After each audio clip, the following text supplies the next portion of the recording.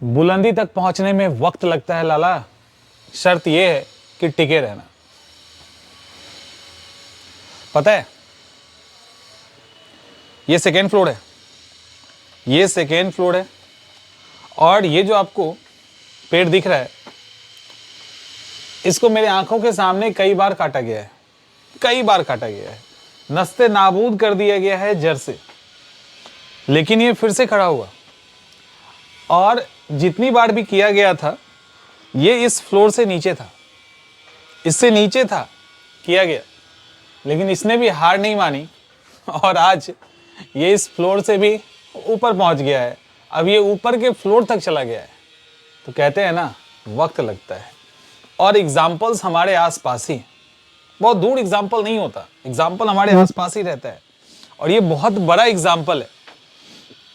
कई बार इसको काटने की, झुकाने की कोशिश की गई, ये गिरा भी, लेकिन फिर से उठा और उस बुलंदी पे पहुंच गया जहां इसको पहुंचना चाहिए था। हमारी स्थिति भी कुछ ऐसी ही है। कई बार गिरते हैं, टूटते हैं, फिर खड़े होते हैं, लेकिन मैंने बताया ना, योद्धा वो होता है जो हार नहीं मानता। योद्धा सिर्फ वो नहीं होता जो जीत जाता है, क्योंकि कई बार परिस्थितियां भी जिता देती है। हो सकता है कि जो विरोधी परिस्थितियां थी वो अचानक से कमजोर हो गई, कोई भाग गया और आप जीत गए। लेकिन योद्धा किसे कहेंगे? योद्धा उसे नहीं कहेंगे, योद्धा उसे कहेंगे जो अपनी पूरी ताकत लगा के लड़ता है, पूरी ताकत लगा देता है। उसके बाद भले हार हो जीत हो, फर्क नहीं पड़ता। ठीक उसी तरह से अभी एज ए स्टूडेंट अगर हम बात करें ना, तो आपके सामने जो भी टारगेट है, क्योंकि ऑब्वियसली आपने जो रास्ता चुना है वो आसान तो है नहीं, मुश्किल है, और चूंकि आपने चुना है तो योद्धा तो आप हैं। अब सवाल है कि किस तरह के योद्धा हैं, ये तो आपको तय करना पड़ेगा। लेकिन मैंने फिर से कहा, चुनौतियां बहुत होंगी, तकलीफें बहुत होंगी, सबके लाइफ में होता है। ऐसा नहीं है कि आपके लाइफ में है, आपको बहुत सारी चीजें दिखेंगी, लगता है कि मेरे ही साथ हो रहा है क्या। ऐसा नहीं है कि आप ही के साथ हो रहा है, वो लगभग सभी के साथ हो रहा है। कुछ बच जाते हैं, बहुत किस्मत वाले होते हैं जो बच जाते हैं, और इस जीवन की कठिन परिस्थितियों से उनका सामना नहीं होता है ऐसा। तो उसके कारण भी उनको बहुत कुछ खोना पड़ता है। याद रखिएगा हमेशा, अगर आप सोने के पालने में भी रहेंगे ना, तो जीवन की बहुत सारी अच्छाइयाँ, बहुत सारी सीख और बहुत सारी चीज़ें आप मिस करते हैं, और वो बहुत मूल्यवान होता है। तो अगर थोड़ा सा तकलीफ, कष्ट है, आपको ऐसा फील हो रहा है, तो उसने जो आपको सिखाया होगा, वो जो एक्सपीरियंस आपको दे के जाएगा ना, वो पूरे लाइफ टाइम आप उसका यूज़ करोगे और उसका आपको फ़ायदा होगा। इसलिए मैं कई बार कहता भी हूँ कि लाइफ में थोड़ा स्ट्रगल होना ज़रूरी है, लाइफ में थोड़ा कष्ट होना ज़रूरी है। आटा चावल का भाव भी पता चलना चाहिए, अदरवाइज हवा में उड़ते रह जाओगे। तो जो हुआ सो हुआ, जो गलतियाँ की सो की, अब नहीं करनी है, सिंपल सी बात है।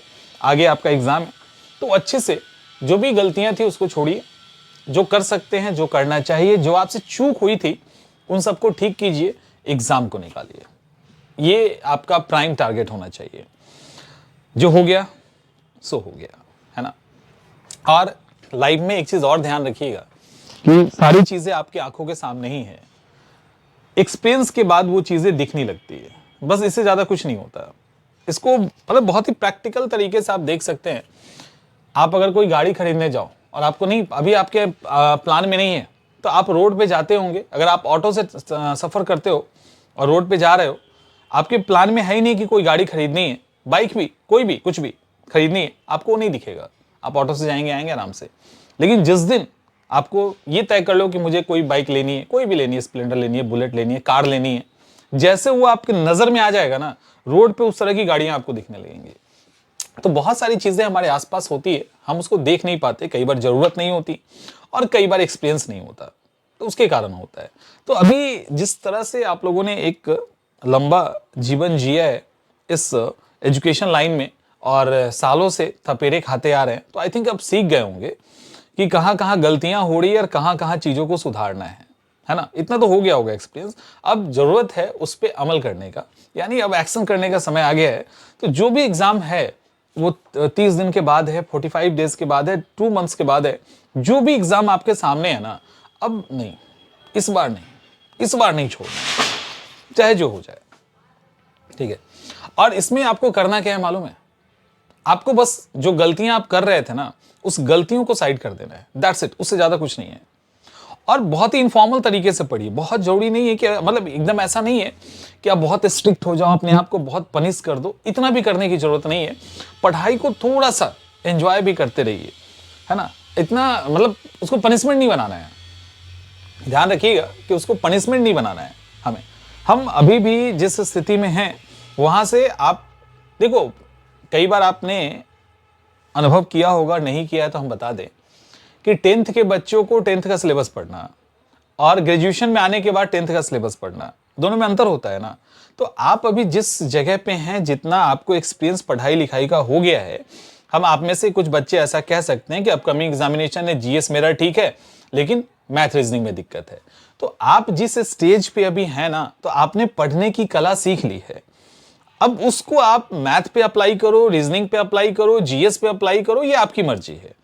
आपने वो सीख लिया है कि कैसे पढ़ा जाता है, क्वेश्चंस कहां से आते हैं, कहां हिट करेंगे तो हमारा काम आसान हो जाएगा, ये आप जानते हो। ये अलग बात है कि आप उसको लागू करोगे कि नहीं, आप उसको प्रैक्टिस करेंगे कि नहीं, ये तो आप पे है। जैसे कल लाइव क्लास के दौरान एक बच्चे ने कहा कि सर मेरा मैथ और रीजनिंग बहुत कमजोर है। उसका कहना था मैथ और रीजनिंग बहुत कमजोर है। मेरा एक ही सवाल था, कितने क्वेश्चन पे प्रैक्टिस किए, ईमानदारी से बताना सर। वो भी बहुत ईमानदार था, क्योंकि अमूमन लोग झूठ बोल देते हैं, तो वो भी बहुत ईमानदार था। उसने बड़ी ईमानदारी से कहा सर एक भी क्वेश्चन पे नहीं। फिर मैंने बोला कि इतना समझाने, पढ़ाने, कंटेंट देने का क्या फायदा जब आपने प्रैक्टिस ही नहीं किया। तो अब ये तो पता है ना कि प्रैक्टिस करना है, और वो करोगे ही नहीं, फिर कैसे होगा? फिर कहोगे कि रिजल्ट नहीं आया, ये हो गया, वो हो गया, ये नहीं चलेगा ना, ये नहीं चलेगा। तो कहने का मतलब ये है कि आपको अब पता है, अगला 30 दिन भी अगर आपके पास है ना, 40 दिन भी आपके पास है ना, 2 महीने भी है, तो आप ऐसा नहीं है, इस स्टेज में वो कोई भी एग्जाम नहीं है जिसको आप नहीं निकाल सकते, क्योंकि इतना अनुभव आपके पास हो चुका है। तो आई थिंक चीजें क्लियर है ना, परेशान नहीं होना है। आप किसी भी स्टेज पे हो, आपका फर्स्ट अटेम्प्ट हो, लास्ट हो, फर्क नहीं पड़ता, लेकिन एक चीज ध्यान रखिएगा कि ज्यादा तनाव लोगे तो फर्स्ट को लास्ट में बदलते हुए बहुत समय नहीं लगता है। और आपके आंखों के सामने ही बहुत सारे आपके ऐसे दोस्त होंगे जिन्होंने एक जर्नी 10 साल पहले स्टार्ट की थी, और शायद एंड हो भी गया होगा या होने वाला होगा। तो उस एंड वाले चक्र में आपको नहीं फंसना है। अपने हिसाब से बेस्ट कीजिए, जो होगा देखा जाएगा, और बहुत ही फॉर्मल तरीके में मत इन्वॉल्व होइए, वो हमेशा प्रेशर क्रिएट करता है। जैसे मुझे लग रहा है कि नहीं, हम यहाँ से आपसे बात करें तो हम यहीं से आपसे बात करेंगे। आपको लगता है कि नहीं टेबल चेयर पे पढ़ना है तो वहीं पढ़ो, नहीं पढ़ना है बालकनी में पढ़ लो। तो ये बहुत ज्यादा स्ट्रिक्ट नहीं कीजिए खुद को, क्योंकि आपको इस लाइफ को भी जीना है, ठीक है। तो इस तरह से चीजों को प्लान करो और अच्छे से एग्जाम निकालो, ठीक है। ऑल द बेस्ट, मिलते हैं नेक्स्ट सेशन में।